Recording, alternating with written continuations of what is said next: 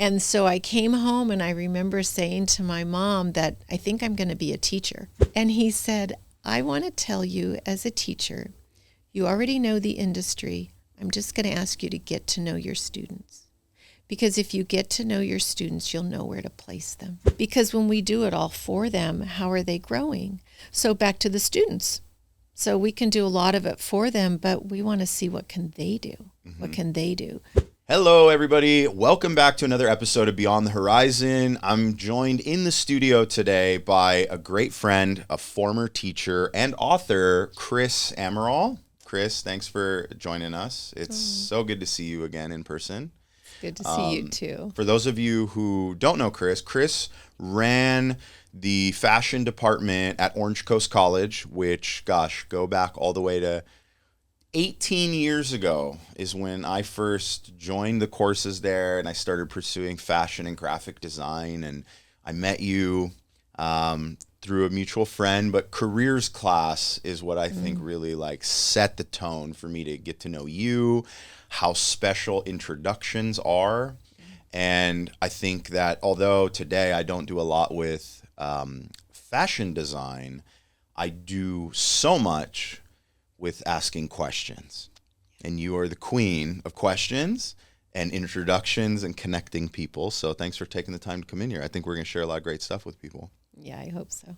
Yeah, it's going to be awesome. So tell me a little bit about, we'll just start out with this thing right here, this book, which I think is awesome. Ask a question, the door will open. An inspirational guide to career exploration. I know you taught the careers class at OCC, so maybe we start with like, what was that class really all about? Why did everyone want to take that class? Even people like not in the fashion program would want to be in that class. And then that'll kind of dovetail into the book and why you wrote it. Absolutely. Okay, so when I was at OCC, my two favorite classes really were the beginning class and then the internship class at the end. So the beginning class would be the careers class, or it could have been a beginning sewing class. Mm-hmm. So in the careers class, my goal was obviously basic information about fashion, but I was really more interested in the person, the student, their goals, and how I could help them. And I felt like when we had that class, I always described it as like a dessert platter. You go to a restaurant, there are all these choices, and you're not sure which one to take, and they all look pretty good. And that class, I would try to each week bring in new people, talk about different jobs, new opportunities, and the students would get really excited, and they would, come up to me and say, "Oh, I love that speaker. I think that's what I want to do." Mm-hmm. And I'd say, "Yeah, until next week." Yeah, right. Until next week. And so we kept going and we kept going. And I just felt like I loved the opportunity to meet new people, bring them into the classroom, or we'd go to see them and just show opportunities and explain to students what it looks like. Because as a student, you come into a class and you're just curious. You're hoping for some good information. You don't know what it's going to lead to. So I always loved that class. And then fast forward, I would hope that in that class I could direct them on what's next to take.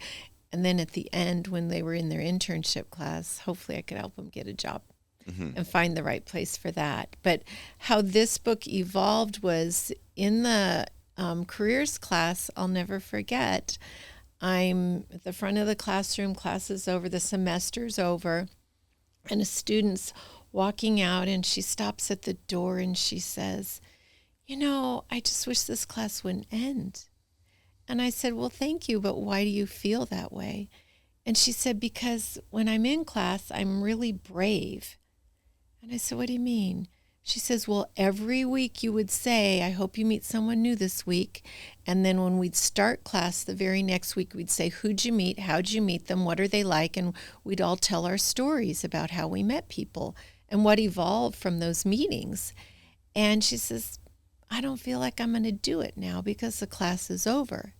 And I said, "Oh, so you feel like it's not an assignment anymore, so you're not going to just keep doing it."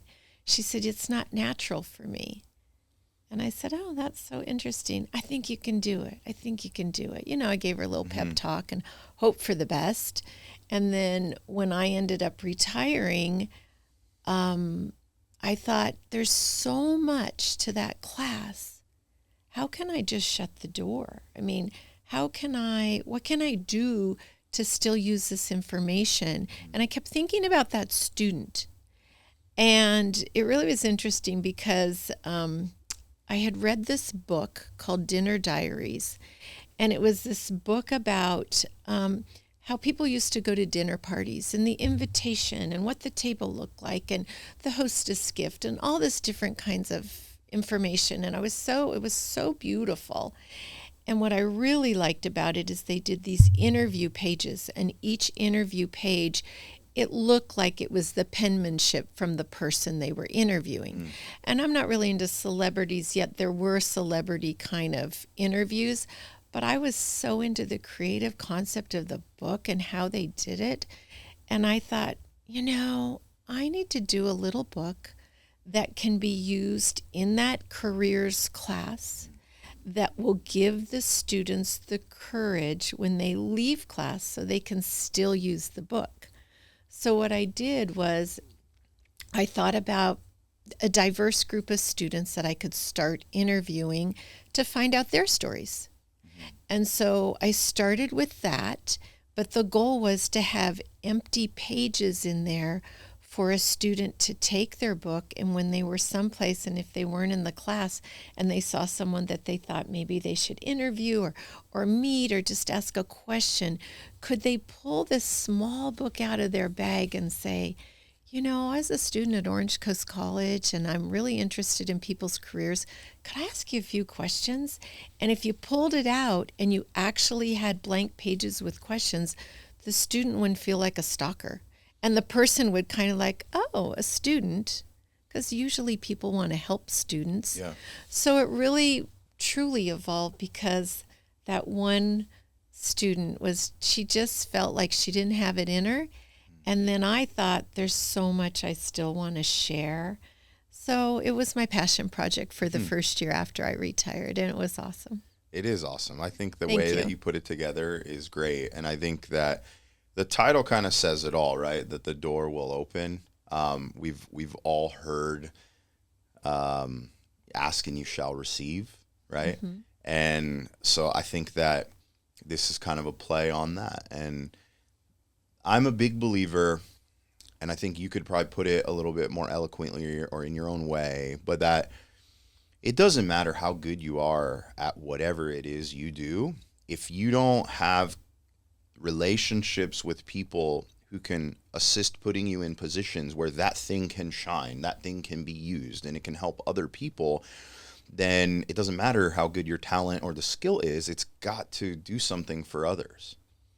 Yeah, and we need to connect, and we need to realize, in my opinion, one of the things I like to say is together we can make things happen. Because by yourself, you'll get so far, but we really do need each other to make things happen. Yeah, in sales, we talk a lot about that if you want to go fast, go alone, and if you want to go far, you go as a team. Or if you want to go big, you go as a team, because you need more people to accomplish that. Yeah. So I think we're on the same page that the younger generation entering into the career world today might have a lot of things that make them faster and get answers more quickly, and technology is flowing like it never has before. But I think it's also creating it's like a crutch that is actually preventing them from connecting and asking questions and doing a lot of what you think in here. Are we in agreement with that? They have information at their fingertips, but they don't look up. They don't look up. And it's hard to connect with someone if you don't look up. I always like to share when I was trying to help students and faculty, I would say, don't forget the power of face-to-face. Don't forget. Because it's so easy to be behind your computer and send the message or send the text, but it takes more effort to truly connect with somebody either in person or even on the phone. Mm-hmm. And if you need something, I remember I could go back to needing a faculty member to please, I don't know, take another class or do something. And I know I could send a message and I knew they were going to say no.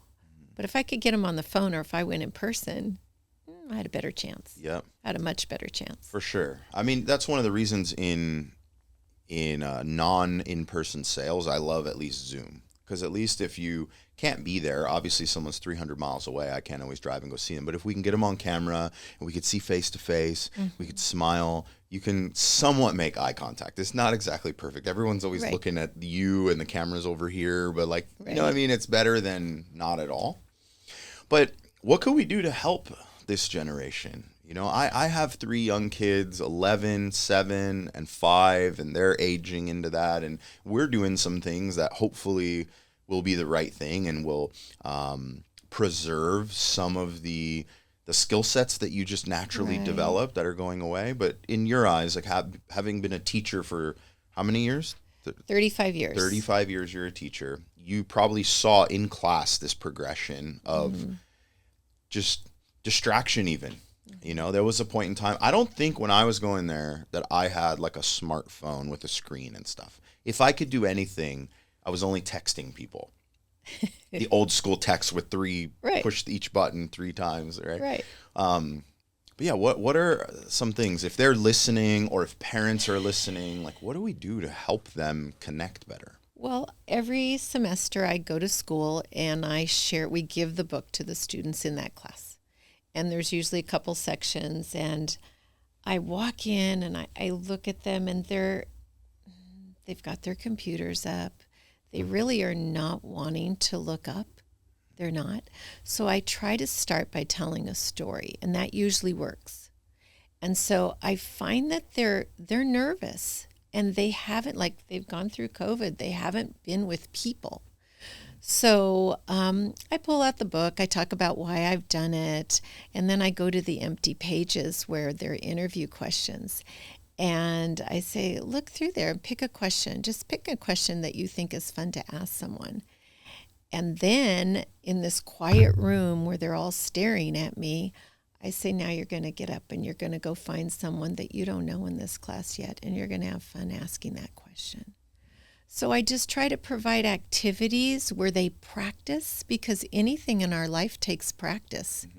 And if you're going to a lecture hall, you're going to listen to the professor lecture and you're not really interacting. There are no activities. How are you practicing? So I feel like this class is a really good way to practice, whether it's just something that simple.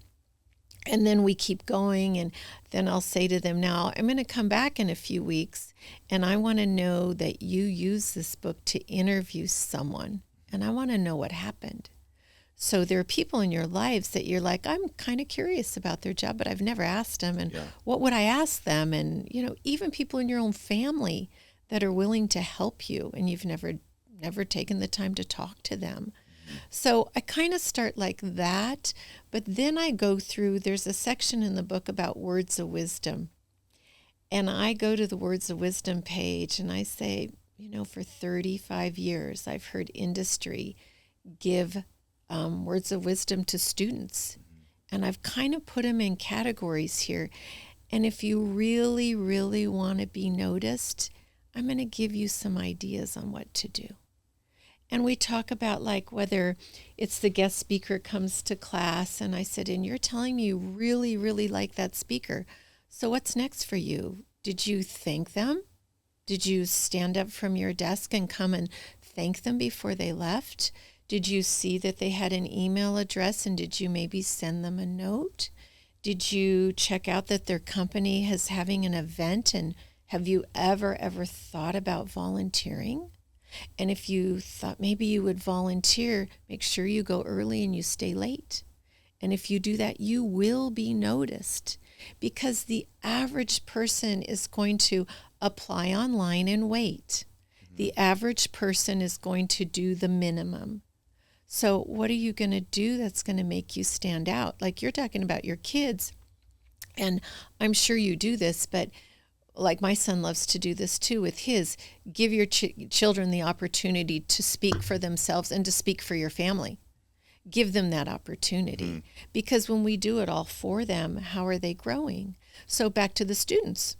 So we can do a lot of it for them, but we want to see what can they do? What can they do? What's going on, everyone?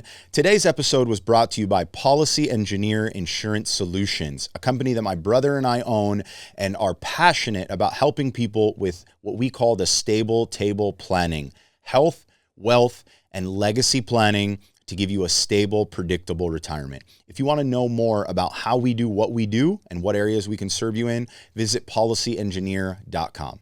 So Yeah, 100%. I mean, even just simple things like if we go out to a restaurant, like, well, all the kids can order their own food. They can look through the menu, they can speak to the server, they can ask for things when they want it. Like, we encourage that.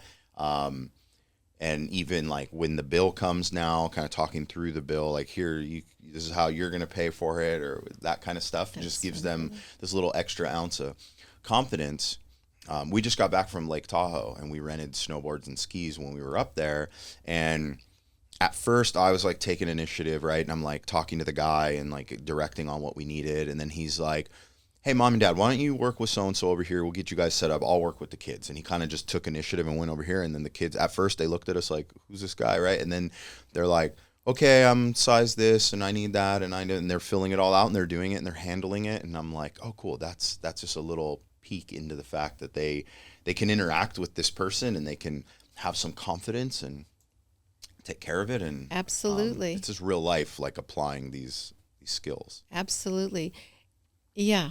We need to give them the opportunities, whether they're children or they're adult students, but they have to want to do it. Yeah. They have to want to do it. So I have a question about transitioning from school into career, right? You talked about internships. So I'll give my experience on internships first here. I did 2.5 years of internships. All through the time that I was going to school full time, I was interning.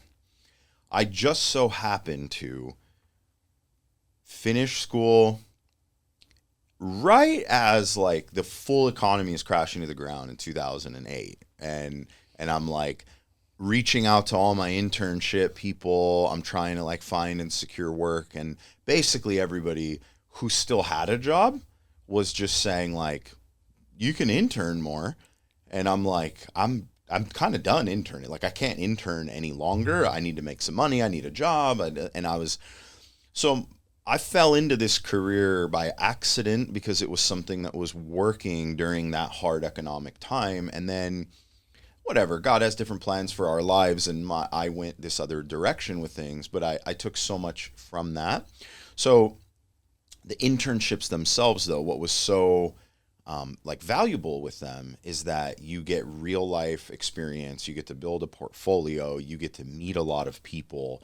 My misfortune was a lot of those people didn't have jobs anymore when my time came. But so I think the world is a lot different today in the sense of like resumes and getting a job interview. And then you've got AI coming in and certain jobs being consolidated and all these things. So what's some advice or anything that in the most recent kind of entering the job world that you have for anyone, whether they're trying to get into a career for the first time, or if maybe you're trying to make a transition or a pivot or get a promotion? Like, what are some of the things that you would recommend someone does to set themselves up for success, to plant their feet after they jump? And it's interesting when I think about how what companies, the questions they ask, I always try to say to the students, you're going to do your homework.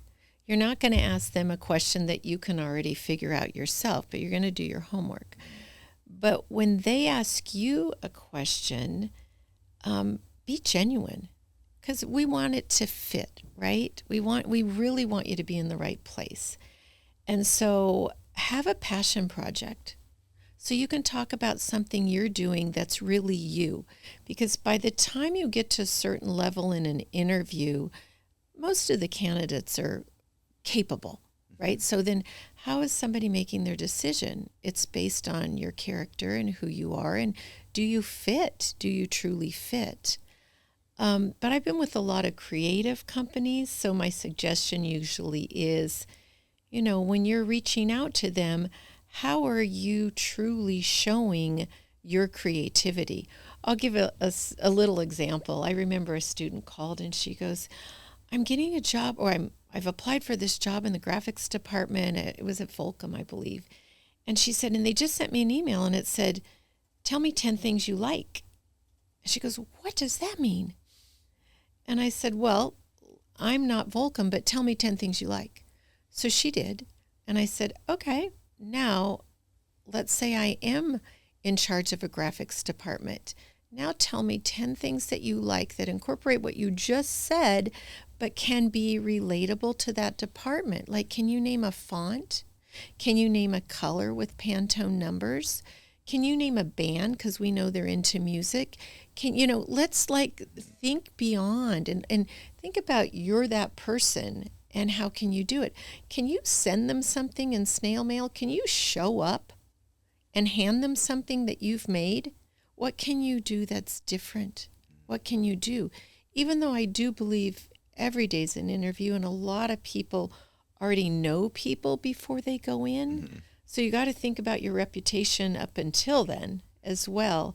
But I think, what can you do that the others aren't doing? And in a creative field, you oftentimes can show your work. Mm-hmm. You can show your work, and I think that helps.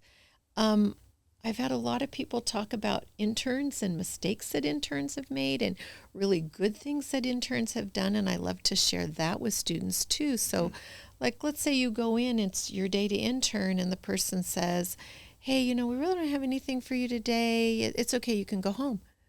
You don't go home. You never go home. You say, okay, I know we finished that project, but last week, I think that there was this, and this that could still be done. Or in another department, I saw that they needed help in something. So if you can be proactive instead of reactive, that's really helpful. But to get there, you have to be a good listener and you have to be observant. Mm-hmm. So you're looking around and you're seeing what needs to be done, and you're in a meeting and you're taking notes and you're remembering what people have said. And then maybe later you come back and you say, hey, I remember you said this. I've been thinking about it. Could I help in this way? Mm-hmm. So I'm saying be proactive. Yeah. Everybody has something that they've been leaving for spring cleaning. There's always something to do. There's always something that needs to be organized, that needs to be thrown away, that needs to be sorted through, there's always that thing that nobody can get to, right? That can be done as an intern. I remember one time I was working at O'Neill, Laguna Sports, and it was O'Neill and Lost and one other company there. And I was in the marketing, merchandising kind of department where we would go out into surf shops and do installations and stuff like that for all the POS stuff and all these things. Well, in the warehouse, they have tons of old extra fixtures and all these things. And it was one of those type of there's not a lot to do or whatever. And I'm like, there's that one giant junk pile back there. Is that there on purpose? Do we have that there? No, it's no, that thing. So then I just remember, organizing it. And it's most of these internships at least that I did, these were experience. They were not paid internships. So if I was there for 3 hours, it's not like they would say, oh, no, don't do that. That's a waste of hours, right? We don't want to pay anyone to do that. Leave it. You're working for experience. So even though that didn't contribute to me being a better marketer or anything, it helped the department. It showed effort. It showed a willingness to not come up on free time. And but I always think that there's some learning involved, and whether it is you're learning about specific garments, you're learning about fibers content, whatever you're learning, because there's something. I mean, it could be colors, it could be you're hearing other people talking. So I don't feel like it's ever lost. Mm-hmm. It's never lost, but it's also showing that you're, what do I want to say? You're going to share ideas. You're going to just be the best version of yourself. And if that's picking up, if that's sweeping the floor, if that's like, I did an internship once. One summer I thought, I just want to go do one. The students are all doing one. I want to do one. And so I was talking to somebody in my office and she goes, what are you going to do this summer? I go, I'm going to do an internship. She goes, what? And I said, yeah, I want to go work for a flower company. She goes, really? And I go, yeah, I do. And she goes, who? And I go, I have no idea, but I'll find someone. She goes, well, I know someone. I go, perfect. Who is it? Gave me the information. It was in Fullerton, kind of a little ways away, but I didn't care. I went and met with this woman. She goes, you want to do what? And I said, I want to do an internship. Have you ever done one? She goes, yeah, but not usually with a teacher. And I go, well, let's not even say I'm a teacher. Let's just say I'm a student. She goes, okay. So we set it up. And I will never forget the first day that I went there, she forgot. And she looked at me like, oh my gosh, I forgot. And I'm like, I'm fine. I went in the back, I got the broom, I started cleaning up. She was in a meeting with a bride or something. She came back in, she goes, thank you so much. I go, no problem, it's not hard. It's not hard. Because I was there to learn. And she was happy to have me. And every time I was there, I was listening and I was learning. And I was writing down things. And I was a yes girl. And that's what you should be. You should say, yes, sure, let me help.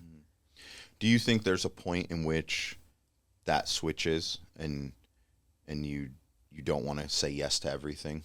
Is there a point in which you need to like... Oh, are you saying for me as a person or for a student? Or for, a student, somebody making their way up in a career. Absolutely. Because then you have your role and you need to get it done. Mm-hmm. But when you're learning and you're a student, why would you say no? Everything's a new experience. And also, I always say to the students, you go in and they're like, oh, I'm gonna be this designer. I'm gonna do content creation. Whatever they're gonna do, and they have this vision. Yeah. I'm like, okay, but don't overlook an opportunity, because another opportunity come up you've never even thought of. Right. I'll give you a great example. So I'm in a sewing class one day, and we make a joke, but it's not a joke. Take a sewing class, it'll change your life. Well, the point is, it's not the sewing class that changes your life.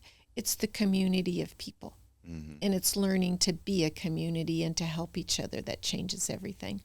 So I'm in this sewing class and, we're full. It's a night class. Everything's good. And these two people still want to be in the class, and we really don't even have machines for them. And I'm like, okay, well, can you squeeze in with your friend? And this other girl, I said, well, do you mind being up here with me? You could use my machine. And she goes, no, I'll do it.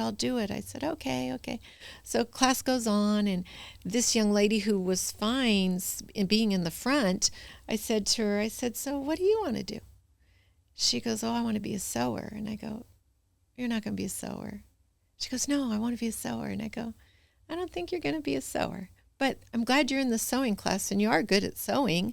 And she was telling me she had a job at Pageant of the Masters in the costume department. Sounds great. And so time went on, and I'm just watching this student like I watch all different students. And she takes a lot of our classes. And then I get a phone call, and somebody wanted to hire a technical designer. And I'm like, this young lady, she's the one. She thinks she's going to be a sewer. She's not going to be a sewer. So I call her up and I said, you know what? I think you need to go meet these people because they need someone in technical design. And because you know how to sew, this will be good. You'll be really good at this. So she goes and she ends up doing that. Then she ends up going into compliance in this company. And I said, when I met you 6 years ago and you were going to be a sewer, did you even know the word compliance? She said, no, not at all. But it's like trusting people. She trusted me when I told her she should go try this.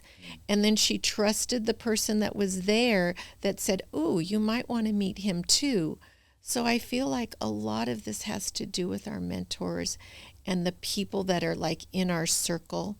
And when they make a suggestion, don't be too stuck on your one vision because you might miss something else. Mm-hmm.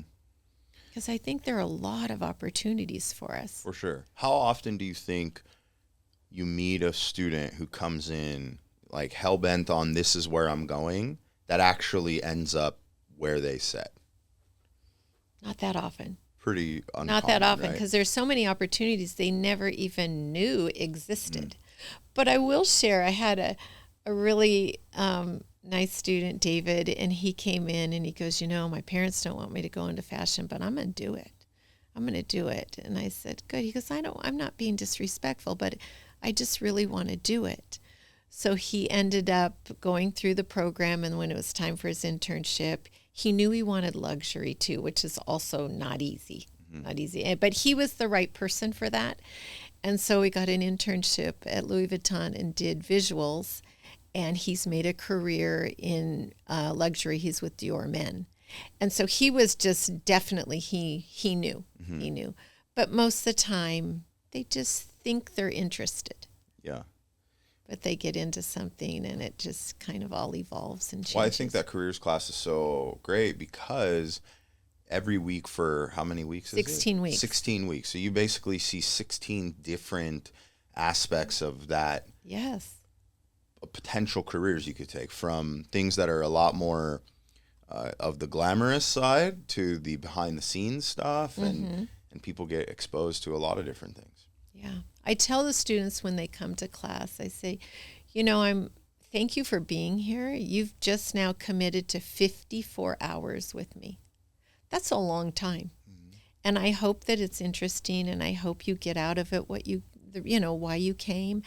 And I really hope, back to the careers class, that you learn how to talk to people and you start realizing that there's so many opportunities available. I have another great story about this one young man, we were in a summer class, and I said, I've never seen you before. Tell me, are you new to the program? He goes, no, I'm not in the program. It said careers, so I thought it'd be good. I go, oh, good for you. Good for you. Happy to have you. And so we went on, and this one day in class, I said, okay, between today and when I see you, it was 2 days a week. When I see you on Thursday, so between Tuesday and Thursday, I want you to meet someone. And they're like, well, how do we do that? So I tried to give all these examples. And then after class, he comes up, he goes, can you help me? I really don't know how to do this. And I go, absolutely, absolutely. What's your plan for the rest of the day? And somehow he was going to Fashion Island or something. And I said, okay, I know exactly what you're going to do. You're going to go to the bookstore. You're going to stand in front of the magazines. And he goes, okay. And I go, pick a magazine that you're interested in. And then there's going to be somebody else that comes up and might be interested in the same thing. All you have to do is say, is that a good magazine? Do you like whatever the topic is? And then they should answer you. And then you have a little bit of a conversation about that topic. And he goes, oh, okay, I can do it. So he left and he came back. He goes, guess what? I did it. I go, tell me your story. He said, okay, I stood in front of the magazines and I picked airplanes. And I said, okay, travel. He goes, yeah. And this man picked up the magazine and I said, do you like airplanes? And he said, yes. And I said, do you travel a lot? And he said, well, actually, I'm a pilot. And he goes, oh, that's interesting. And the pilot said to him, do you travel a lot? He said, no. And he said, have you been on an airplane? He goes, no. And so this pilot took a genuine interest in the student, gave him his business card. And so the student was really proud. He had his business card. He met a stranger. So that was great. So class goes on and they have to do a career interview. And he says, can I interview the pilot? I go, absolutely, interview the pilot. So he interviews this man who was very nice to him, gave him all this information. And so we continue. I go, look, you're making a friend and you're starting a relationship with someone. And he said, yeah, thank you. I go, yeah, sure. And then he comes in like, I don't know, it was around the 4th of July because I remember he goes, you're never going to believe this. The pilot called me. I go, he did? And what did he say? He said, he told me he was going to New York and he had 2 seats available and he wanted me to come. And I go, see, look what happens. And he goes, and I could bring my sister. He goes, but I told him I didn't know I could do that because I have class. I go, no, you can skip class. You go do this. So, I mean, there are so many stories. I mean, that's a beautiful story of a human being taking an interest 100%. In another person. And I want to believe that a lot of us would do that. I mean, maybe not to that extent, But I tell the students all the time, a speaker comes in, they start sharing. If you're holding back and you don't ask the question, the speakers are never going to know anything about you. So if you want that speaker to possibly help you, we need to talk to them. We need to talk to them. And I've had speakers that have said, hey, that one student that asked that question, can I get in contact with them? Because I want to help them. I think people, especially if you are a guest somewhere, if you're speaking or you're teaching or anything like that, participation with other people is like so helpful, and it helps you feel like you're actually like filling the shoes you were asked to fill, and like this is helpful to people. So to this day, I'm always try to be at any conference, any learning event. I try to be in the front and sharing. And I want to be able to ask questions. I want to be able to be involved. I want to participate, because I think participating gives you this opportunity for the other person to usually feel some sense of gratitude towards, absolutely, thanks for participating in the thing, right? So afterwards, when you go to approach them, they actually know who you are, right? At least a Somewhat. little bit. Yeah, they know you're one person that stood out in the 10, 20, 50, 100, however many people are there. Right. But I'm going to take this a different direction too, because when I retired, I had a friend who said to me, I read this book. It's called Quiet. It's amazing. And I'm like, I want to read it, because I felt like, teaching, you're busy. You're on stage the whole time. You're helping people. I'm on the treadmill. And so now I just felt this like sense of slow down, calm. So I read this book, and it was really talking a lot about people who are quiet and can't or feel very uncomfortable speaking up. And it was also kind of directed to teachers, saying, stop all these group projects. Let people actually do something by themselves and feel proud of what they've done. And so, I had my teacher hat on still, and I'm thinking about this. And then I thought about my own family. And I have a son who's a lot like me and would be sitting in the front row and asking questions, and he and I would do that for sure. And then I have a special needs son who fits in the quiet book. And I'm thinking they both deserve good opportunities. How do we do this? And I'll go back like 10 years, actually. And the story's kind of for you too, Richard, that my one son wanted to work at the Apple store. And he's special needs, but his obsessive compulsive behavior is stuck to technology. So he was really, really knowledgeable when it came to Apple products and all this stuff. So he had been applying. He'd worked at a market, but then he had been applying at the Apple store, but wasn't getting a second interview. But he was very persistent.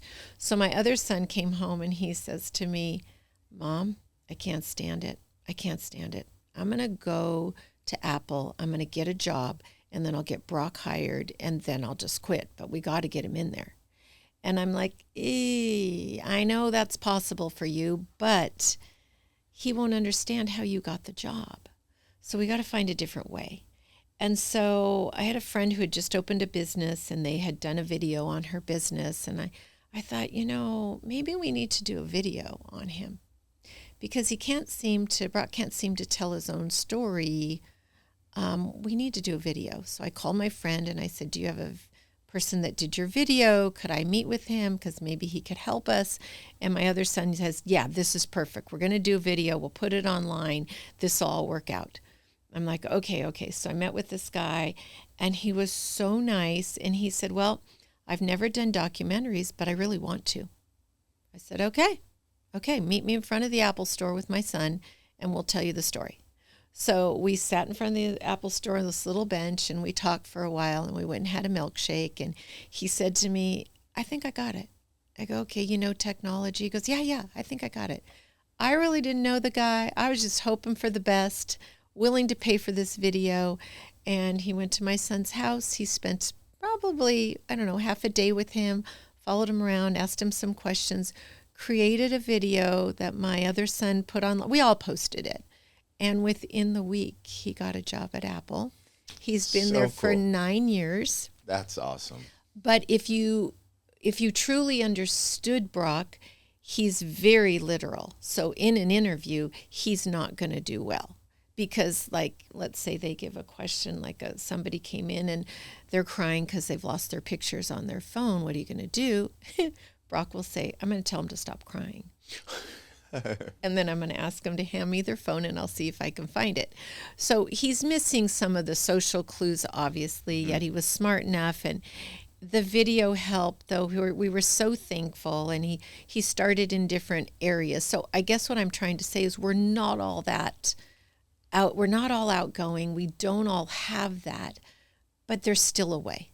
There's still a way. And we, as the outgoing people, should respect and want to, like, get that team together with the other people, because there's a place for all of us. Yeah. There's totally a place for all of us. But like you said, back to the students and how do they get noticed, speaking up is your best way. But when you can't, we got to find another way. Right. Well, some of your back end tactics, like sending the email or a handwritten thank you note. Yeah. I remember doing those in class and writing thank you notes to the speakers, and that stuff will get you noticed too. But Absolutely. you got to do something.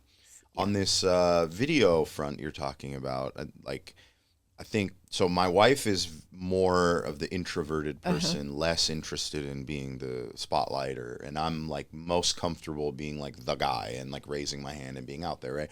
So when my son has projects for school, he's homeschooled, but he participates in some of these extracurricular classes and programs and stuff like that. She'll have him record his full presentation and then show the presentation to the class, or turn it into the teacher that way instead of doing the presentation like live in class. So if he feels nerves around messing up or Right. things like that, it's okay, just take it again and do it again. But I think that's also given him a confidence to where he's sort of evolved. Like today he has a presentation on a catapult. So over the weekend, his granddad helped him build a catapult in his shop, and it's like a functioning catapult with a big wooden spoon thing, and it launches a tennis ball and does all, and he has to give a presentation about how these things work and how the Greeks were the original ones who made it and do all this stuff. And so last night I was like, hey, how do you feel? Are you ready? You do this stuff? And he's like, oh yeah, I'm fine. I got it. Like, no problem. Right. And I think part of that has been like, he's worked through the nerves that maybe come from doing those video presentations. So maybe if someone's normally nervous, they can do that enough times and then be like, okay, this feels more normal. I can go in. And from the teacher standpoint, if we can give students opportunities to show what they know in different ways, that's really the best, because not everyone will. We're all so different. So there are many different ways you can show your skills or what you know. Just can't give up. So I have a question for you. I think being a good teacher, there's a huge element of having like patience for people. And I would say that you are like revered from any person who ever had you as a teacher as like the poster child. Like I wish all the teachers were Chris. Oh, and thank you. But is that developed, or did you just divinely get placed as like a teacher here and you've always been how you are, or is that something that... I think we are who we are based on our experiences. And so, my dad passed away when I was 4 years old, but he was a teacher and a principal, and he was in the school system. But I never knew that. I was 4. And my mom was an elementary school teacher, but just for a couple years. And then, so I don't really think that came from my family, yet I do remember being in 7th grade and taking a class and thinking that the teacher was very unorganized. And I felt like it didn't feel right. You're how old? In 7th grade. 7th grade, okay. 7th grade.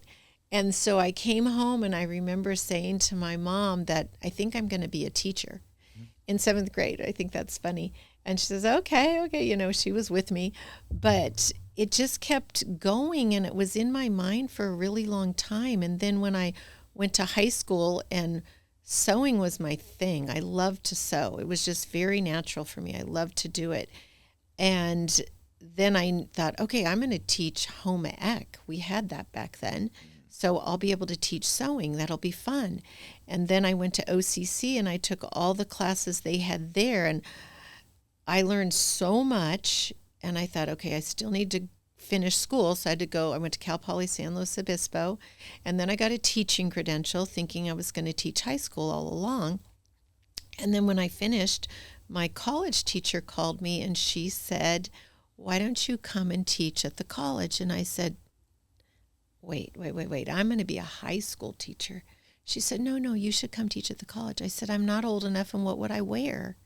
And I was like, are you kidding? I mean, I never even thought that was an option. Back to career opportunities, how would you know that? How would you know the difference between teaching at a high school, teaching at a college, unless you knew someone and they shared with you? How do you really know? It's hard. So she said to me, would you just trust me? And I thought, oh, she's always giving me such great advice. I said, okay, what does this mean? She said, you need to go back to school. And I rolled my eyes. And she said, you need to get a master's degree and you can come this week and you should substitute and see what it feels like.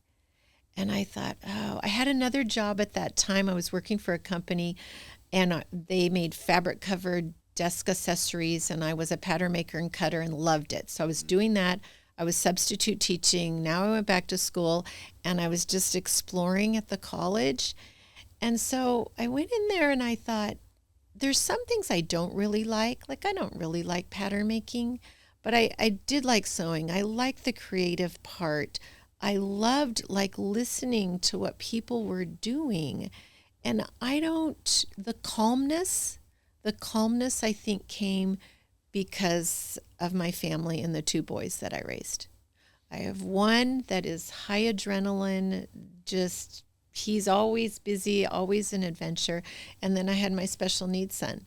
So, and that took such different concentration and interest. So I think, I don't know, it just evolved. And then you get into a classroom and everyone deserves the same, or, everyone needs different, but everyone deserves your attention.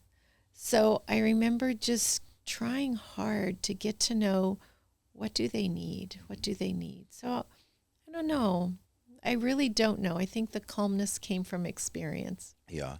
What is the special needs that your son has? He's definitely on the spectrum. I will say Asperger's. Okay.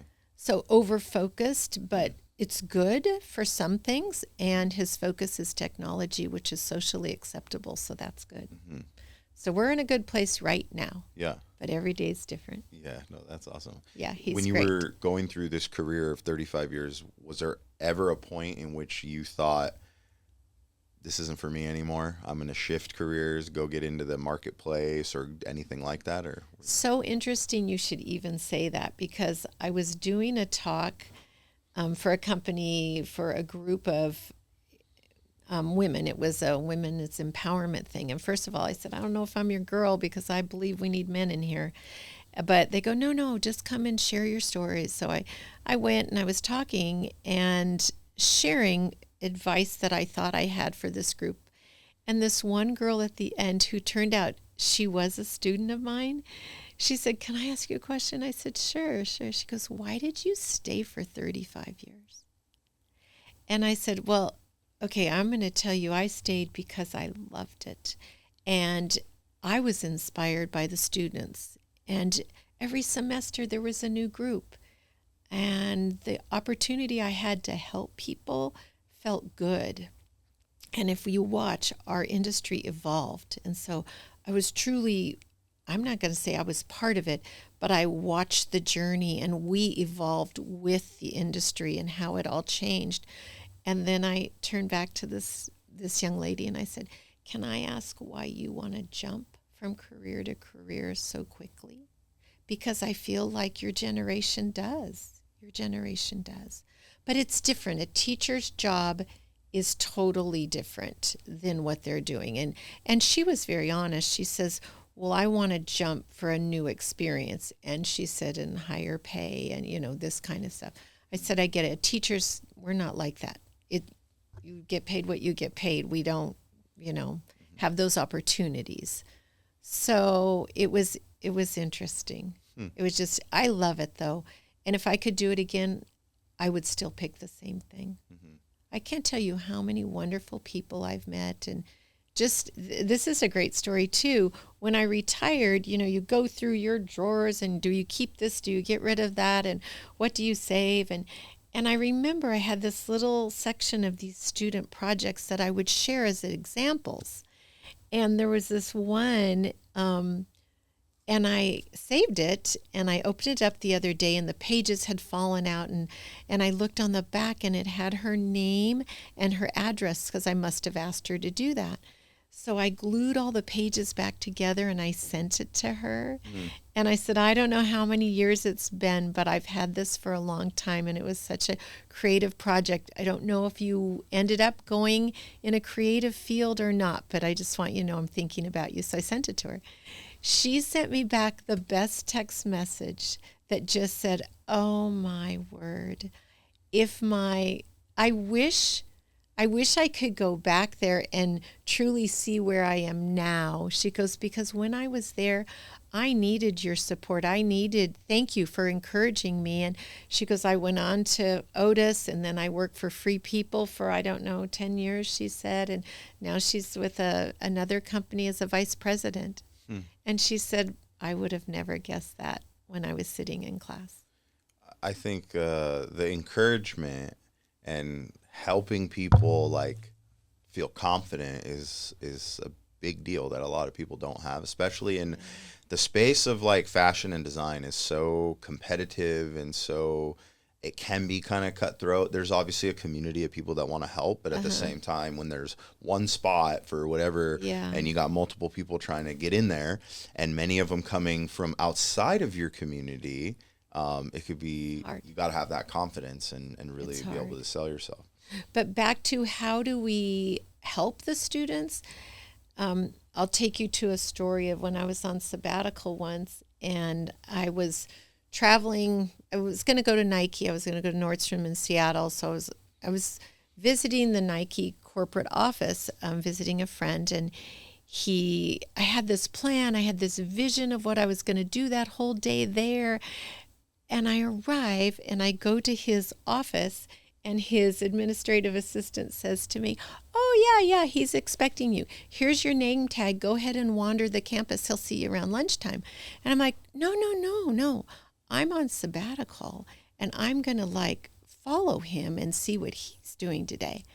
And she said, no, I'm pretty sure he told me to give you this name tag, and he said he'd see you at lunch. He said she'll meet all kinds of people. She really doesn't need me. She'll be fine. And I just was kind of, okay, all right, I'll do it. So I'm wandering the Nike campus. It's gorgeous. And it's buzzing and all these people. And I'm meeting people because I talk to people. So I'm in the cafeteria at lunch, and he taps me on the shoulder and he goes, how was it? I go, I can't believe you did that. I can't believe you did that to me. And he goes, no, I'm sure it was perfect. And so we sit down, and he said, I know you're on sabbatical, and I realize I'm supposed to teach you something, but I didn't feel like those meetings were even going to be interesting to you. But I do know one thing I want to say. And I said, okay. First, and then I said, but what's your job here? And he said, I'm just in charge of apparel. I go, what do you mean you're in charge of apparel? He goes, I'm in charge of apparel for the United States, but back to you. And so he turned right back, and I go, okay. And he said, I want to tell you as a teacher, you already know the industry. I'm just going to ask you to get to know your students. Because if you get to know your students, you'll know where to place them. And I just took that to heart. And I thought, wow, what incredible advice. What incredible advice. And then we had an advisory board meeting where we had all these industry people, and they were talking about the inspiration book. And I said, I'm running the meeting, and they said, where's the inspiration book? And I'm like, we have mood boards. We have and I'm naming these different things that I think fit in that category. And they're like, no. We need the physical inspiration book. I'm like, okay, I got it. I'm going to put it in 2 of the beginning classes. So I'm excited about this. Mm-hmm. I thought that I was just doing something at that time to meet the needs of the industry, but that inspiration book opened the door for me to really, really get to know my students. Because I would tell them inspiration comes from everywhere, and it doesn't have to be fashion or anything like that. Put in there a ticket you went to a concert, put a quote you like, put a picture of someone in your family. I don't know. What inspires you? What truly inspires you? So through that book, I was able to really find out about people. And then when the opportunity came up, I was like, wait, you're the one that loved the outdoor stuff. This company totally does that. You're the, it really helped. Yeah, because that's such a personal thing. It is. What inspires one person could be completely worthless to another, and vice versa. Absolutely. And so, let me ask you, like, what truly inspires you? What truly inspires you? And it doesn't have to be the most important, you know how we throw in your favorite and your most important. No, just a few things that inspire you.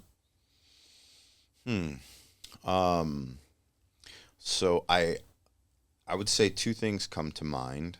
One, I feel very inspired and rejuvenated, like creatively, when I spend time away from everything made, created, or designed by people. Like when I'm in the ocean and I'm surfing, and I can only look and see the horizon, or if we're out in the hike, or when we were traveling the country, I don't know if I told you, we traveled in an RV, right? The whole country. So we would be in places where I could look as far as my eye could see, and I would only see God's design. That's the only thing you could see. Nature. I feel the most just overall inspired to want to do things, to want to invent or create or anything like that, I think when I'm away from everyone else's creation. And at this stage of my life, I think my kids inspire me. Like just absolutely, yeah. Getting down and playing with them and doing things with them and seeing how their brain ticks. And my son is way into right now, like he's always been into movies. He was that kid that at like 3 and 4 years old, he would hear like the movie score, the music in the background that's like orchestra music and stuff, right? And he would hear those parts and know what was happening and want to listen to that. Or the Cars movie, the Disney movie Cars. He had all those cars, and he would line them all up and recreate the race that was happening and put them all there and play with them. And like just seeing that, or my daughter is into dolls and girly things, and they can just get in this world and play forever. And I can't get in the world the same exact way they can, but my son has been wanting to create like his own characters and his own comic book. And so like whenever we're on a drive, or I'm driving him to school, or we're doing something, it's always like, hey, could we talk about our characters? Could we talk about the scene? Like, what's the next thing? And we're working on creating like a series, and he wants to make to start out with like a comic book series that can be turned into like a show that you could relate it to, maybe like Pokemon or something like that, where there's characters and humans and animals and episodes and adventure and all these things. So it's like getting in the headspace of that and creating and talking through and like coming up with scenes and problems and personalities and how they look and like really actually creating it. Like this inspires me. So like the things they want to do. Or my youngest, he's the self-proclaimed like sports guy. If you can throw it, hit it, swing it, race it, like that's what he wants to do all the time.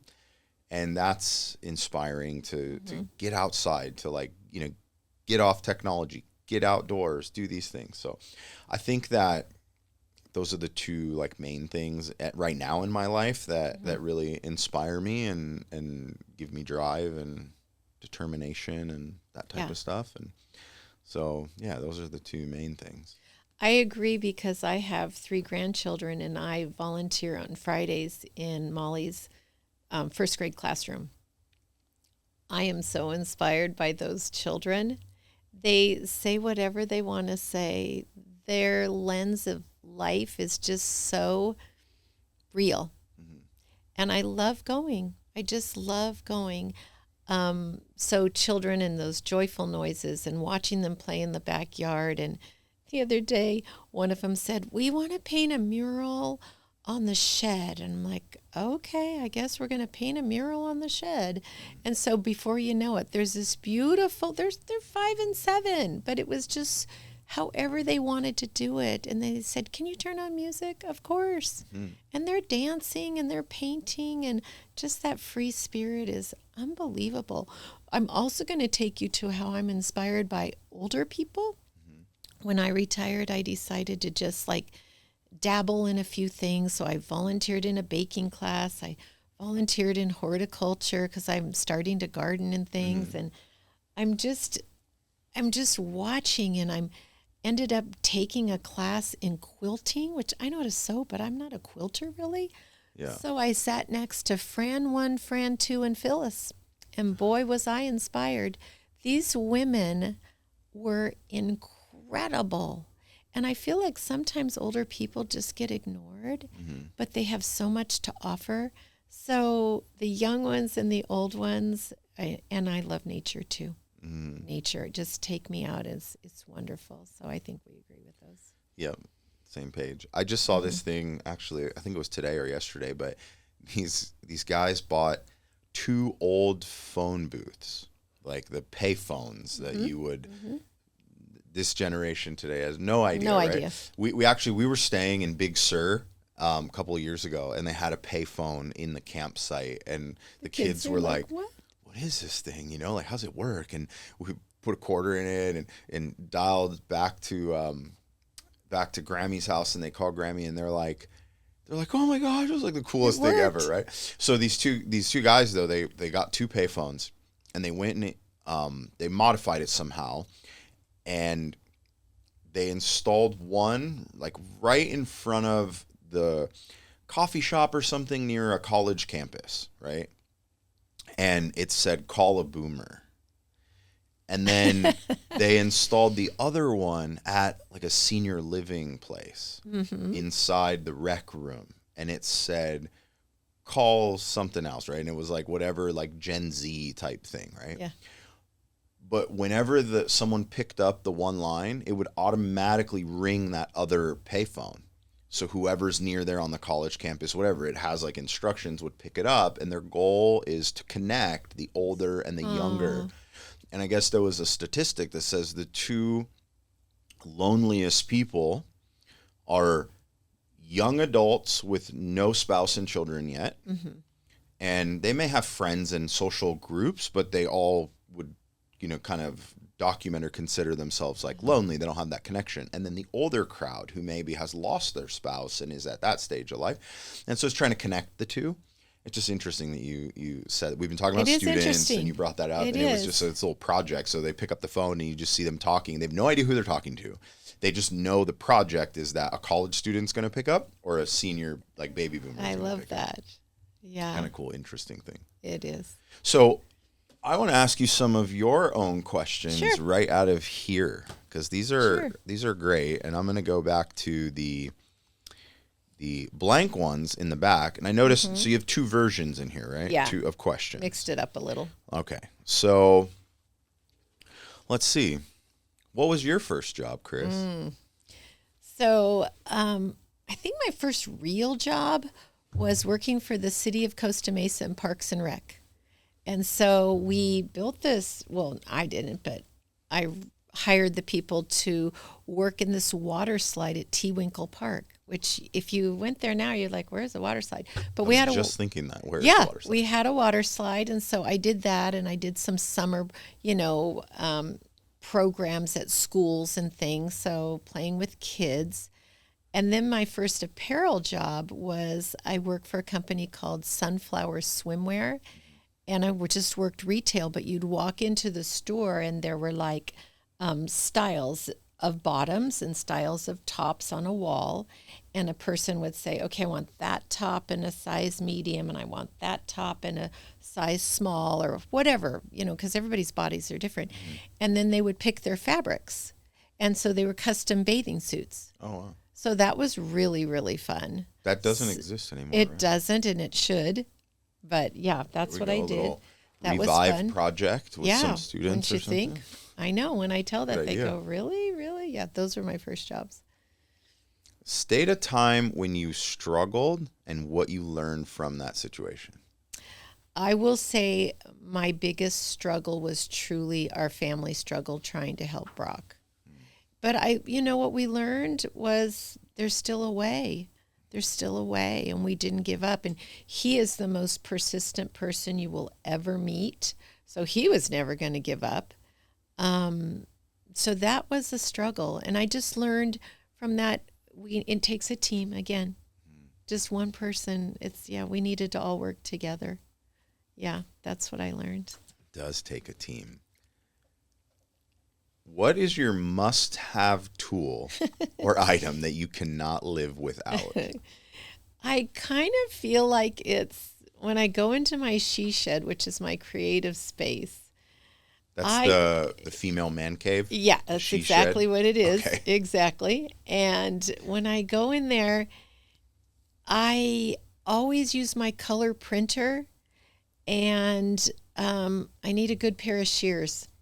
Because Color printer and good shears. Yeah, and my color printer is because, back to connections, I love inspirational magazines. Like, I love this magazine called Bella Grace, and there's this other one called Turquoise Iris, and I love holding a magazine, and these are bookazines. They don't have advertisements in it, but I think they're incredible. And These are not the ones you cut up in class to make inspiration boards? No, they aren't. But back to the color printer. So I make copies of pages that are important to me that I think, I'm going to send this to such and such. They're going to love this one. This one makes me think of this person. And I use copies and I put them in my inspiration books, which I have in my she shed too. But back to like people, I feel like maybe one of the most important things I can say in this whole visit, and I tell the students this, is think of what you can do for someone else, not what they can do for you. And how do we connect with people? We become interested in someone, but how do we move forward to stay connected? So oftentimes, when it's a student or a speaker, whatever, if I see something, I say, oh my gosh, saw this and I thought of you. And first of all, if I send it in snail mail, no one ever gets snail mail, so they're all excited to get something in the mail, right? And it shows thoughtfulness, and to me, it's 100% genuine, because I would never send it if I didn't mean that it really did make me think of them. And I usually write all over it and do that kind of stuff. So the color printer. Awesome. Go-to snack. When I'm trying to be good, and I'll tell you why I asked the go-to snack in the book for the students, Okay. but probably a Honeycrisp apple and some kind of nuts, but what I really want is a homemade cookie. Yeah, That's what kind really of cookie? I make them, I want all the stuff in it. I want oatmeal in it, I want nuts in it, but I want really good chocolate in it. Maybe some peanut butter too. Yeah, depends. Wow, the full... Yeah, I want it everything in all. the I kitchen want it sink, all. right? But the reason I put that in there is because I'm telling the students, when they're talking to somebody, they're getting information, but you want to know a little bit more about them. You want it to be a little lighthearted. Yeah. So if you throw in go-to snack, like when we did that in class, and one time I said, just ask everybody what their go-to snack is. And then everybody could talk, and they were all so happy. And the people that like coffee truly want to talk about coffee, and the people, it's just an easy thing to talk about. And then I say, when you're going to thank someone for an opportunity, it's not about thanking somebody and paying for something. It's about being thoughtful, and are they words that you're sharing with them? It's not about money. It's not about buying something. But sometimes somebody's going to say their go-to snack is, I don't know, Cheetos or something. And, if you're going to write a note, you could put a little bag of Cheetos there. That shows you were listening. Right. It shows you're listening. Right. What's your go-to snack? My go-to I was thinking about it. It depends on how good I'm being. Right. Beef jerky is a pretty good staple. Get the protein in for sure. And then I would say I love like granola and nuts and yogurt and honey and peanut butter and like all of those types of things, like concoctions. And then, if I'm really going there, then like a Danish or like those types of things, you know. But I'm like that movie Adam Sandler was in with Big Daddy. He has a line in there where he's like, "Oh, you can drink a milkshake. It doesn't matter. If I drink a milkshake, my ass jiggles for a week." I can stack pounds like no one's business pretty quickly, so I try to to be careful. Try to be on the beef jerky snack more often than the Danish side of things for sure, right? But that's good. I think that question's great too, because if you're really asking somebody this in an interview or in something like that, it's a total like throw you off question. Where right. You kind of break the pattern. Right. You're like, wait, my snack? What does this even matter? But like, sure, I'll answer the question. It's kind of fun, but it breaks the pattern in like a normal interview type setting, I think. Well, one company would ask, what do you bring to a potluck in an interview? And so I use that question in my internship class, and I let them just say whatever at the beginning. You know, we go around the room, they say what, and I'm like, okay. What's your go-to potluck? Oh, probably a salad, because I love to throw in like things that don't really belong in a salad. But anyway, so I say this to the students, and I go, tell me what you'd take to a potluck. And, you know, students can be 18 years old, or they can be 60 years old, who knows? So they just usually say it in one sentence. And I say, okay, now we're in an interview. You've got to convince me that I'm going to like that. So you've got to tell me more. So we go from, I take hot lava cake I take chocolate lava cake in a crock pot, to I make this chocolate lava cake in this crock pot, and it's with this chocolate and that, and it's my grandmother's recipe, and you go on, and you're going to bring the bowls too, because they have to put in a bowl because it gets really messy. And then I'm going to bring the ice cream for sure, but don't forget the nuts. So you go from, or even one of the students that'll say, oh, he's going to take beer. And I go, convince me that it's good beer. So just trying to teach them with something that's easy to talk about, right, how you can give more. Right. Like give depth, right, to like what it is. Yeah.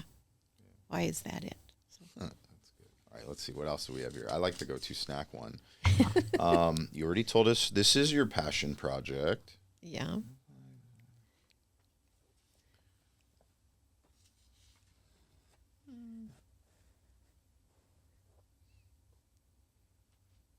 Okay, let's say two more. Share a proud moment in your life or your career.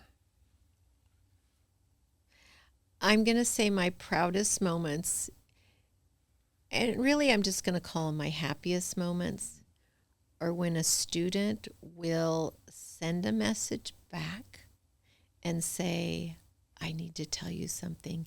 It worked. You said this in class. I tried it and it worked. So that could be like, okay, something I said was meaningful and it worked for someone. That makes me feel so good. Or when they call to say they got the job. I mean, I've had students call crying on the phone. I'm in New York. I'm in the middle of Fashion Week. I can't even believe this has happened. It makes me so happy. Mm-hmm. And they think I have something to do with that. I go, no, you did it all. I just maybe made a suggestion or something. But so those are really, really proud moments. Mm-hmm. I'm also proud of the fact that I kind of did it my way. Mm-hmm. Even though, like, I could follow the rules. You know, I would never do something that really you shouldn't do. But there were times where I'm like, no, I think we're going to do this. If somebody says, they can question me and then we'll change it later. Mm-hmm. But, you know, you create something or you do it based on where you are, the experiences you've had, what's going on right then, and what you think will be best for the students. Mm-hmm. So I really feel like we evolved as a program. We listened to industry. We created classes in a program that met the needs of industry. So I feel good about that. Yeah. You made me think of a question, and then I'll go back ahead. to the other That's one I all read out of there. But earlier you were talking about how the industry was like shifting and changing, gosh, and you yeah. had to like, what do you mean by that? Like, what has shifted Well, and changed? let's just go back. When I was hired because I knew how to sew. I wasn't hired because I knew the fashion industry. We didn't have a program like that. We had a program where you learned sewing and alterations and pattern making or whatever, but we really didn't have a strong industry. I think maybe there was Hang 10, then there was OP, and then all of a sudden the active sportswear industry just boomed. So we were able to watch the evolution from Gotcha to Massimo to Quicksilver and the Roxy Group and Ruka and Billabong and Hurley and Volcom and all of them and the Paul Frank Group. And now I look and I see like Boot Barn's a good partner for us right now. And 511 Tactical is strong and things that, weren't there before. So you watch it all evolve. And retail, we're in the best area when it comes for like really quality retail.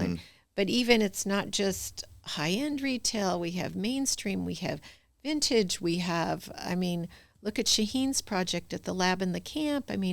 There's so much going on here. So there were opportunities everywhere.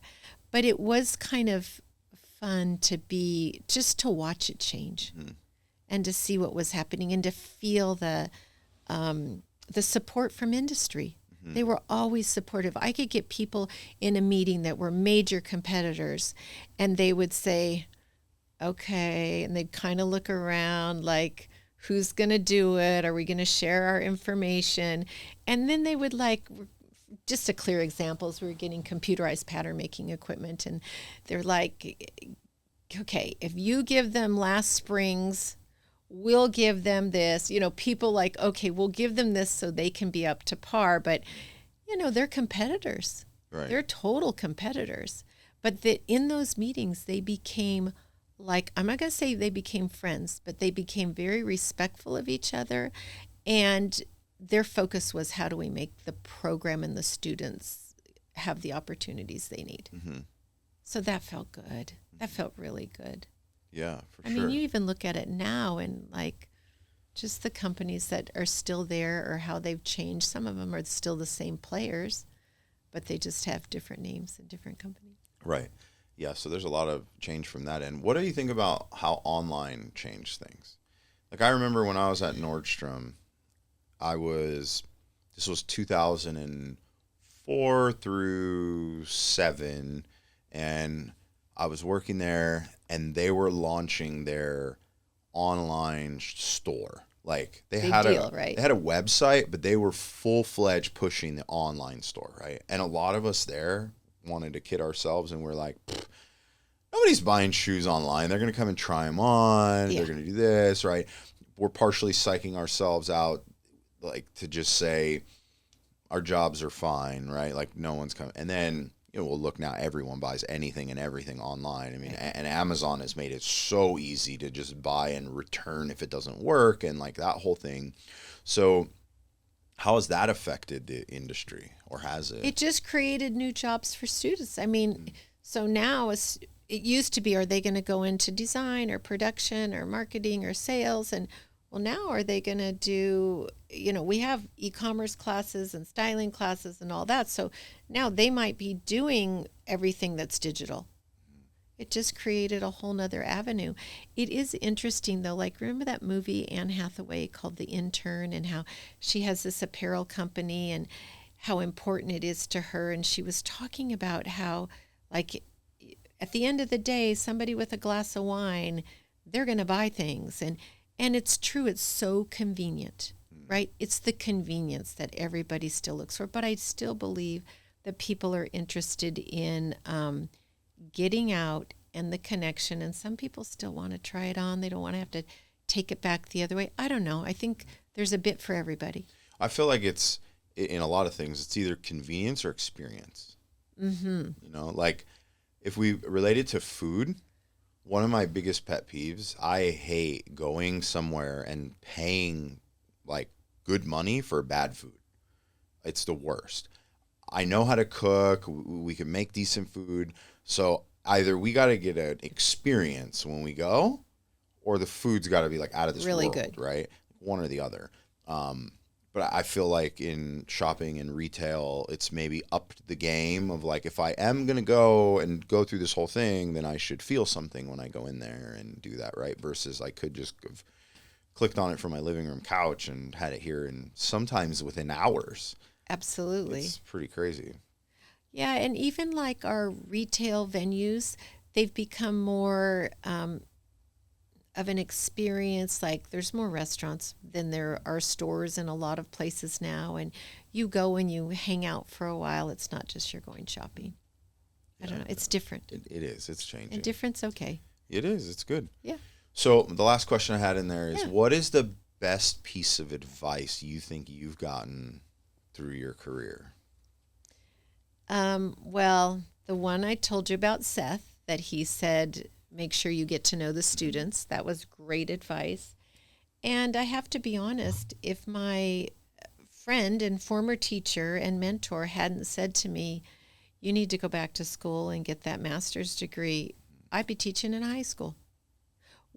Not that that would have been bad. It would have been different. It would have been different. I think at this level, teaching at the college, I had the opportunity to truly have relationships and be friends with so many people. To this day, I can look on my phone and say, oh, I wanted to see how they're doing. I'm just going to send a message to see how this person is. And it feels good. It feels like, so my life is rich because of the people that I met, students, the industry people that I met, that some I'm still friends with there too. And I feel like I help them. They help me for sure, but I feel like I could take the call. And when somebody's, we really need someone in this area with this skill set, and I'm like, okay, let's brainstorm. Who do we have? Who do we have? And we would try our best. Not to say we wouldn't always open it up to whoever was interested, yes. But sometimes you'd get that panic call, we need someone, or sometimes I would need to call them. I need to place this intern, and this is what I think they're good at. Please help me. You know, so Yeah. the relationship went both ways. Yeah, I think Thankful, very thankful for that. it does. And you're an easy person to just pick up wherever you've left off. We didn't talk I for a hope long so. time, and then I reached Yeah. out or bumped into you, and Yeah. you know, that kind of thing happens. Is there any like major success story that came out of like your students that you look at and go like, this is something to inspire other people maybe who are getting into this? Well, I feel like we have had them, but I really want students to know their name doesn't have to be on the label to be successful.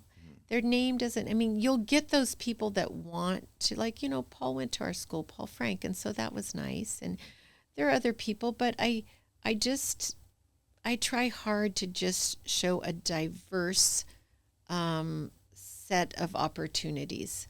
So people, but I like success stories. Like, how sweet was it that that girl responded to me, Alyssa, and said, I haven't talked to you, and I went 10 years at Free People, and now I'm at L Space, and I'm a vice president. Like, that's awesome. Awesome. Or I love this. We have, and she's in here, a student, Cheryl Lynn, who in my first few years of teaching, she was there, and she for sure wanted to be a bridal designer. I'm like, I don't know. We don't have that much bridal here in Orange County.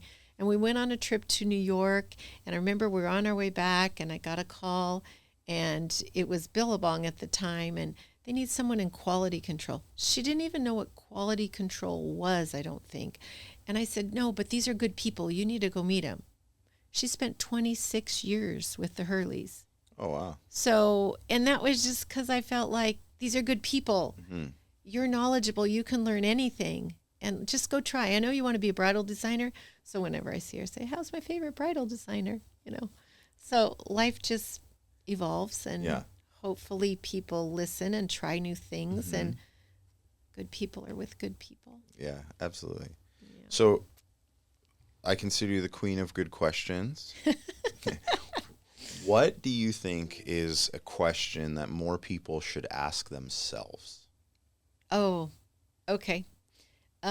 If it has to do with a career, I'll use this example. I had a student, wasn't my student at all. I was at a company on a Friday afternoon, and the student was standing there and asking for someone that when I overheard, I'm like, I know that person. And then the receptionist goes, oh, he's not here right now. And, I'm kind of nosy.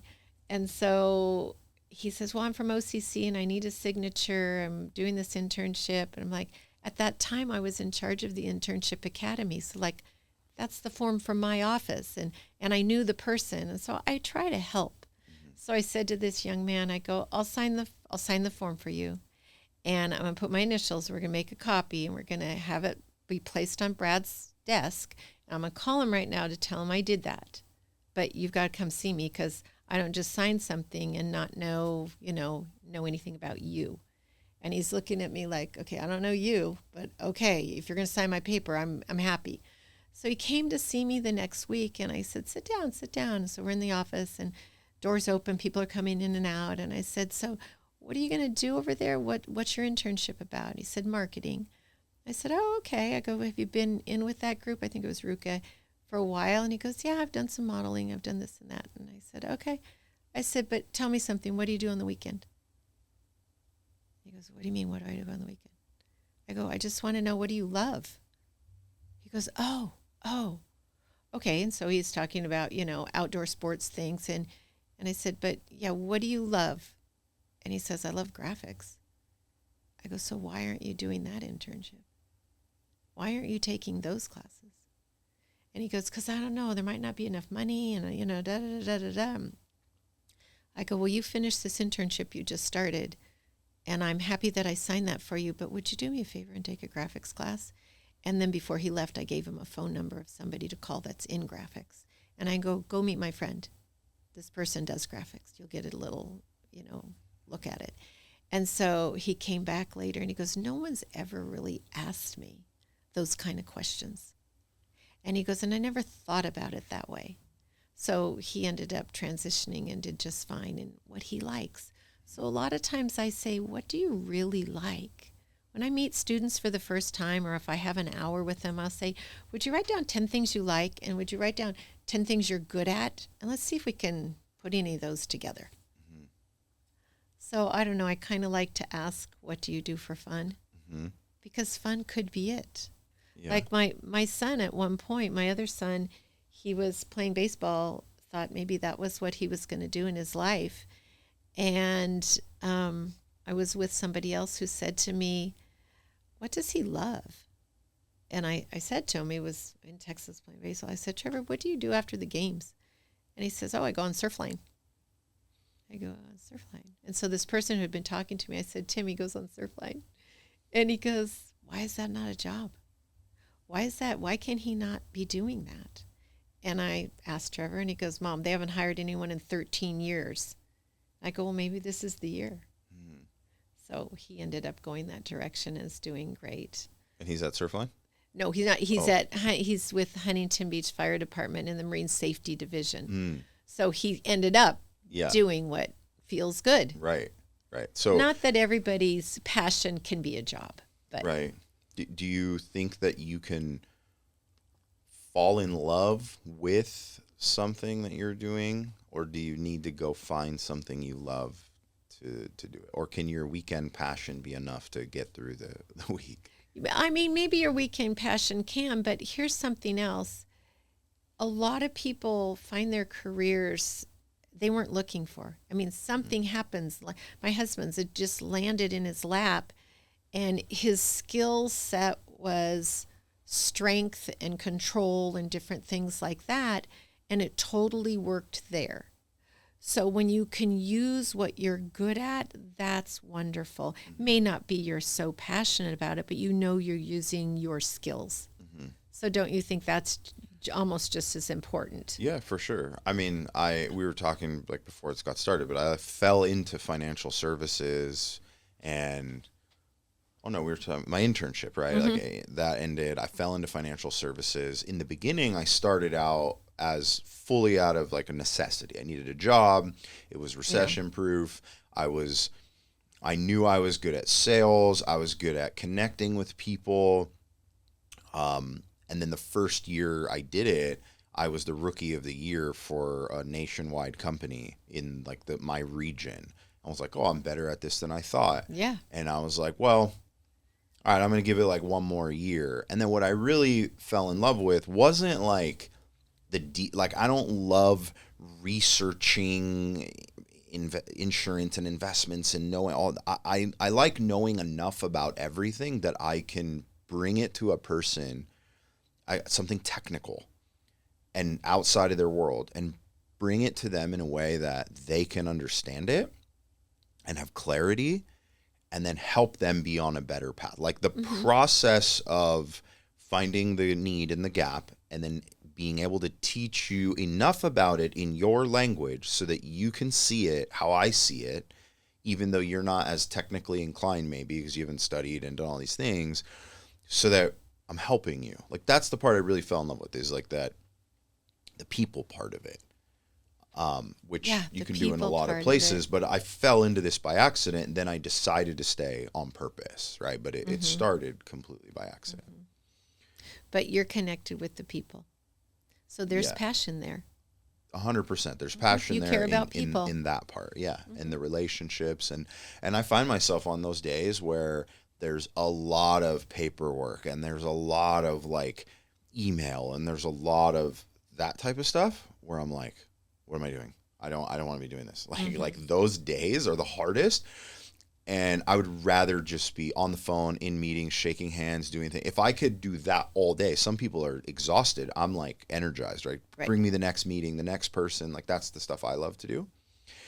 But then there's that point where you realize that is your skill set too. And to do that well, you might need someone to help with this. I mean, it's hard to let go of things, but really to do what you're good at, we need some support in other areas. Completely. I mean, I've realized that in 2016, 17, I hired a personal assistant. I took the leap to say, okay, I have to spend money to offload. And my whole objective was, what things have to happen, but don't have to happen from me, for like our customers, right? There's a lot of things that have to happen, but not everything has to be the guy who's licensed, the one who established the relationship, right? And the year I did that, I more than doubled my income and super increased like the number of clients we were bringing on, and like that was a huge part. And being willing to let go was a big part of it. And I think like just talking through this, any advice, I don't care what career you're in, if you want to grow, you've got to be willing to let go of some stuff. And maybe not completely let go to where like you don't pay attention anymore. No. But let go to where you can give someone an opportunity to even be able to mess up and then to learn from that. Yeah. Because I definitely went through and still find myself in new areas doing the same thing. And you have to remember like, okay, wait, I'm repeating the past and I need to not. But where it's like you carve out a space and it's like, hey, it's okay to make mistakes. It's okay to try. I'm going to show you how to do it. Like, let's get through it, because you learn with messing up. And I think when somebody messes up and then is guided how to do it correctly, and then they go back and they do it right and they fix it, that's usually the way to learn for it to stick. Exactly. Really own making the mistake. Yeah. Mm-hmm. I think a lot of people are afraid of making mistakes. No, I would always say that in class, you're going to learn more if you make the mistake than if you just do it right. Yeah. But I think that's one of the reasons people are afraid to go out there, because they're afraid that they're going to mess something up. And it's like, one thing you mess up is probably not going to ruin your whole opportunity. No. Especially if it's not intentional. Like if you tried Absolutely. and you cared and you really wanted to do the right thing and you just didn't know or weren't experienced enough yet. So that's good. Well, Anything else that you'd want to share that you think somebody hearing your story and all your experiences and your book out there might need to hear? You know, sometimes I'll tell the students it's not about more, because remember, it used to be, or networking, everybody's got to like build this network, and it would kind of be a numbers game, and you'd think more is better. Because I said it's not. I'm going to go back to that dessert platter. So you have all these opportunities. They're all here in this class. I hope you pick one and you work on the one, maybe two. But because if you try to do all of them, you're not going to do it well. It's just not going to work. And if you're not genuine, people can tell. So we want it to be real. So I say pick one, or I do this per class. So pick one or two and then work on those relationships. And life's all about relationships. And I try to tell them when they're just starting, because I really think that my area has always been young adults, you know, just trying to figure it out. And when you're just starting, I think that they're so afraid of the real world and the people there that I try to have them, okay, just 2 relationships with students. And then I also say, what teacher are you connected with in our department? And some say no. I go, you need to be. Okay, take your book. You got to interview a teacher. Because they're just, it's safe. We're in a safe environment. So get to know the students, get to know the teachers. Okay, then we'll baby steps into the industry, I guess, if you need to have a baby step. Do you agree with that statement that your network is your net worth? I don't know. Like that your connections are your greatest value. I feel like it was very, very helpful for me at work, because that's how I help the students. 100% that's how I help them. But I think it's one person at a time. I think we need to be mindful. It's not about more. But the more helped us because there were more opportunities to fit with the different students. Well, I think if you have the mindset you're talking about, and then you're having that mindset of quality connections for a long period of time, it's impossible to not amass a large network, right? Because you're not going to stop connecting and stop. You develop this as a habit. Right? Like, I feel like if we were to plant you in the middle of the most rural place in the country, and you had no students or anyone to even connect to, you would just build a new network, a new people, and find out who needs what, and become that person, because that's your nature. I think having that same nature to some degree is, like, you never know when that person in the Rolodex that you have built, like, it'll make sense, or you'll need, or they might need us. They might need us. And back to how I learned how to do that, I wasn't looking for it, but my neighbor that I lived next door to growing up, she was a person that was always involved in fundraising. So she'd always have me tag along. She goes, come on. And she would say, get a piece of paper. We need to make a list. Get a piece of paper. Okay. So I was helping her all the time, and I was her babysitter. And she was just this very vivacious person that, like, she would go to take her trash out in her bathrobe, and she'd stop traffic because she's talking to people. This was how Anne just lived her life. And so still to this day, when I see her, and she's been head of different foundations and things, we'll go to a restaurant, we'll check in, and she says to me, okay, I'm going to the bathroom. You have to meet someone. It can't be our server. Okay. She just likes me to practice. Yeah. So these that's where you get some of these things, because you have some of those in you for sure. I do. But now as a retired person, I'm quieter. I am a better listener. I mean, I think I was a good listener, obviously, in class, but I think I'm listening in a different way, and I'm not as eager to jump in, because I'm just a little more selective. Sure. I'm a little more selective. Well, you had a stronger why to jump in before, right? Because you Absolutely. I was so had a committed kid 2 to- days ago who said something, and you're like, I Yep. must. I'm and going to you're help doing it. them. Yes. You're kind of like the if you imagine those old videos of like the no. operator with the like connections to the phones. Right. That's You're right. you in real life connecting real people. Yeah. Perfect example. And it felt good. Yeah. It was good. I'm very, very thankful for my career. It was a good one. That's awesome. Well, I think it impacted a tremendous amount of people. I don't think there's any way to quantify how much value, impact, or little nuggets people are walking around with that you left them. So just know you made a huge impact. you. I mean, just the other day, Lindsay was here. She's like, I love Chris, tell her hi. And so anyway, I appreciate you coming in here. The conversation was awesome. Before we wrap up, can I say a prayer for you? Oh, please do. Yes. Lord, thank you so much for another opportunity to use this platform to just share and help people be able to see beyond the horizon and when the things that are limiting them.